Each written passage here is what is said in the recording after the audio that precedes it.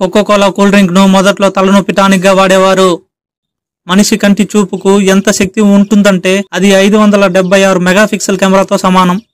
ఇది వినడానికి కొంచెం వింతగా ఉన్న ఫారిన్ కంట్రీస్ లో కాకుల గుంపులను ఇంగ్లీష్ లో మడర్ అని అంటారు. సంస్కృతంలో ప్రేమ అనే పదానికి వచ్చే అర్థాలు మొత్తం 96 ఉన్నాయి. సముద్రంలో జీవించే జెల్లీ ఫిష్ లకు చావు అనేదే లేదు. వేరే ఏదైనా జీవి దాడి చేసి చంపితే తప్ప దానికి అదే చనిపోవు. మన చేతిలో 5 వేళ్లు ఉన్నప్పటికీ సగం బలం మాత్రం చిటికెన వేలు ద్వారానే వస్తుంది. పొరపాటున మనకు చిటికెన వేలు పోతే దాదాపు 70% బలాన్ని మన చెయ్యి కోల్పోతుంది. మనిషి పుట్టినప్పటి నుంచి చనిపోయే వరకు ముక్కు మరియు చెవులు పెరుగుతూనే ఉంటాయి.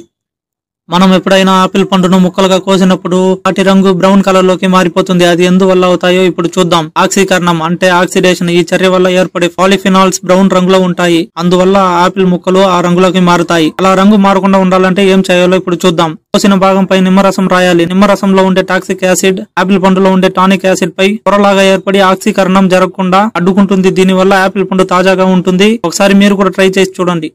Toll plaza. మనం హైవే పై ప్రయాణిస్తున్నప్పుడు టోల్ ప్లాజాలో టోల్ కట్టి రసీదు తీసుకుంటాం. అయితే ఆ టోల్ హైవేలో ప్రయాణిస్తున్నందుకు మాత్రమే అని చాలా మంది అనుకుంటారు. కానీ ఆ రసీదు వల్ల చాలా ఉపయోగాలు కూడా ఉన్నాయి. అదేంటో ఇప్పుడు చూద్దాం. హైవే పై వెళ్తున్నప్పుడు ఒకవేళ ఎవరికైనా ఆరోగ్య సమస్యలు ఎదురైనప్పుడు రసీదు వెనుక ఉన్న నంబర్ కు కాల్ చేసి మీ దగ్గరలో ఉన్న అంబులెన్స్ వచ్చేస్తుంది. ఒకవేళ మీ వాహనం టైర్ పంచర్ అయినా లేదా వాహనం ఆగిపోయినా కాల్ చేస్తే నిమిషాల వ్యవధిలో సహాయం అందుతుంది. అనుకోకుండా వాహనంలో పెట్రోల్ లేదా డీజిల్ అయిపోతే రసీదు వెనక ఉన్న నంబర్ కు కాల్ చేస్తే వారు పెట్రోల్ లేదా డీజిల్ తెస్తారు. అందుకు మాత్రం డబ్బులు చెల్లించాలి. అయితే ఇవన్నీ మీ దగ్గర రసీదు ఉన్నప్పుడు మాత్రమే వర్తిస్తాయి. చాలా మందికి ఈ విషయం తెలియకపోవచ్చు. కాబట్టి మీ ఫ్రెండ్స్ అండ్ ఫ్యామిలీకి తెలియజేయండి. ముక్కుకుండే 2 రంధ్రాలు ఎలా పనిచేస్తాయో ఇప్పుడు తెలుసుకుందాం.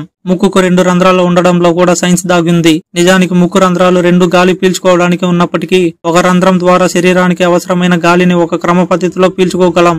మరొక రంధ్రం మాత్రం మనం పీల్చే గాలిలో వైరస్, బ్యాక్టీరియా, విష పదార్థాలను వడబోసి స్వచ్ఛమైన గాలిని అందిస్తుంది. అందుకే ముక్కు రంధ్రాల వద్ద మనం వేలు ఉంచి చూస్తే ఒక రంధ్రం ద్వారా మాత్రం ఎక్కువగా గాలి వెళ్లడాన్ని మనం గమనించవచ్చు. Thank you.